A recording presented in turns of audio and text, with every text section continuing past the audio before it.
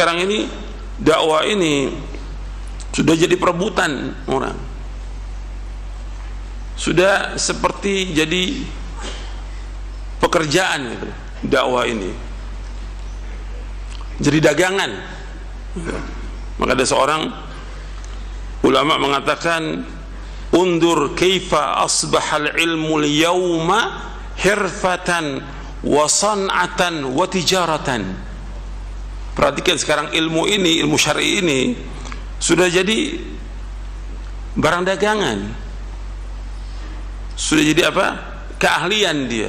Dia dakwah, keahliannya ini ya dia harus dibayar segini gitu. Udah nggak karena Allah lagi.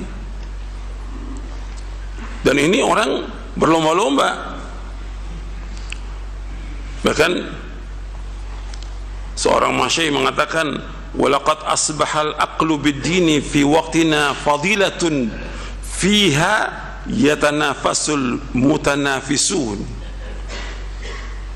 Sekarang ini orang cari makan dengan agama ini di waktu kita sekarang ini sepertinya satu keutamaan yang orang kejar-kejaran. Semua masuk di medan dakwah ini untuk cari apa? Cari uang. Maka kalau kita tanya, kenapa sekarang ini banyak ruwaibidah, banyak orang-orang yang tidak faham agama, yang tidak ngerti agama, orang bodoh masuk untuk dakwah. Karena apa? Karena di situ ada apanya? Ada uangnya. Orang berusaha bagaimana mencari uang dengan dakwah ini, dan kemudian berbangga-banggalah satu ustadz dengan ustadz yang lain. Ya, itu orang cuma punya motor, saya alhamdulillah punya mobil. Terus terganti lagi mobil lagi. Jadi udah jadi kebanggaan, berlomba-lomba mencari uang dengan dakwah. Ini nggak pernah dilakukan oleh salafus saleh. Nggak pernah. Semua mereka lakukan karena Allah.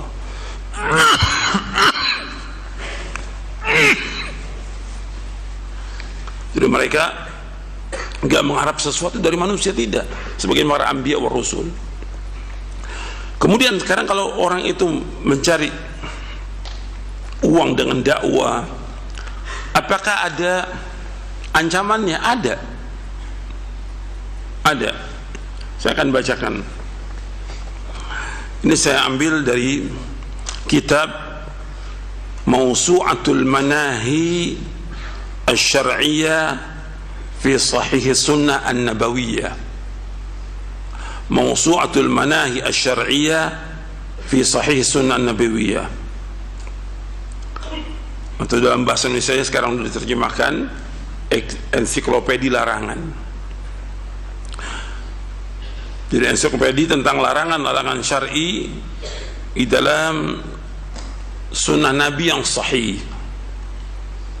yang ditulis oleh Syekh Abi Usama Salim bin Id al-Hilali di dalam Kitabul Ilmi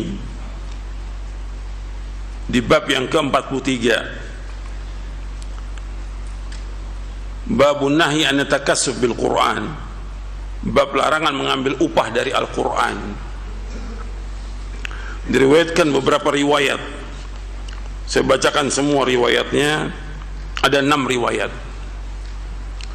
Yang pertama riwayatnya dari sahabat Abu Darda radhiyallahu an, bahwasanya Rasulullah SAW bersabda, man akhadha ala ta'limil Qur'ani qausan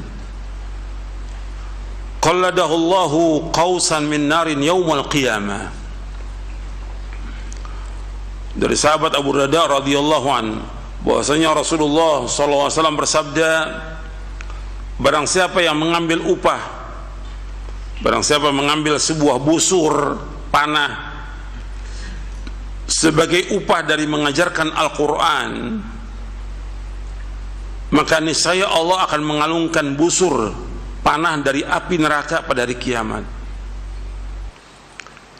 Hadis ini hasan li ghairihi.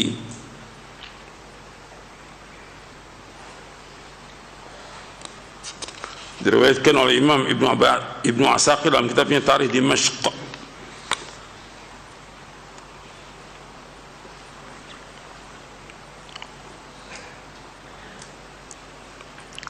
Kemudian yang kedua dari hadis Ubadah bin Samit. Dari hadis Ubadah bin Samit radhiyallahu an, ia berkata, aku mengajarkan Al-Quran dan menulis, aku mengajarkan Quran dan menulis kepada ahlu suffah. Lalu salah seorang dari mereka menghadiahkan sebuah busur kepadaku.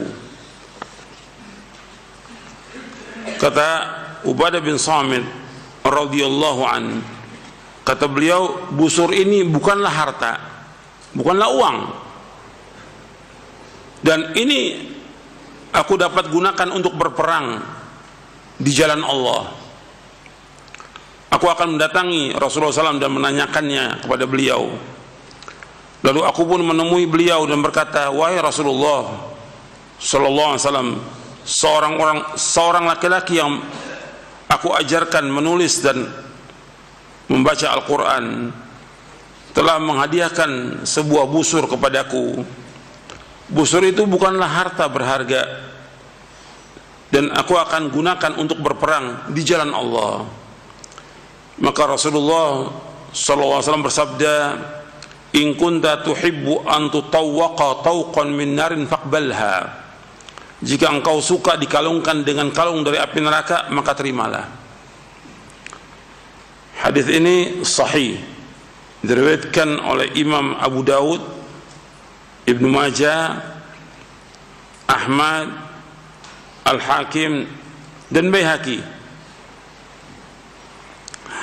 Al-Hakim berkata hadis ini sahihul isnad. Anda perhatikan di sini, di hadis yang kedua ini, hadis Ubadah bin Samit radhiyallahu an, ayat-ayat yang tadi saya bacakan bahwa para anbiya mengatakan kepada umatnya, kul ma as'alukum alaihi min ajr in ajri ila rabbil alamin. Atau Rasulullah mengatakan, kul la as'alukum alaihi ajra in huwa ila dzikral amin. Aku enggak minta upah dari kalian, sesungguhnya upahku, dan ini merupakan peringatan.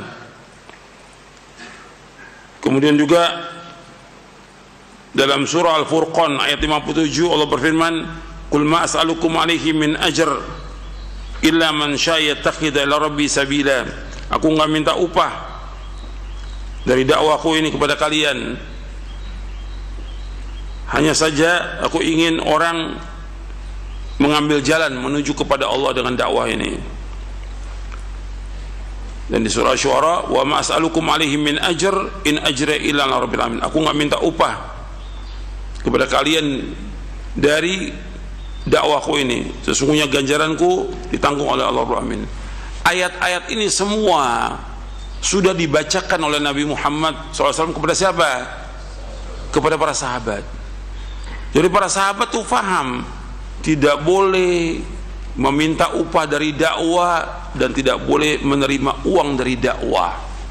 Itu pemahaman para sahabat, fahmus salaf.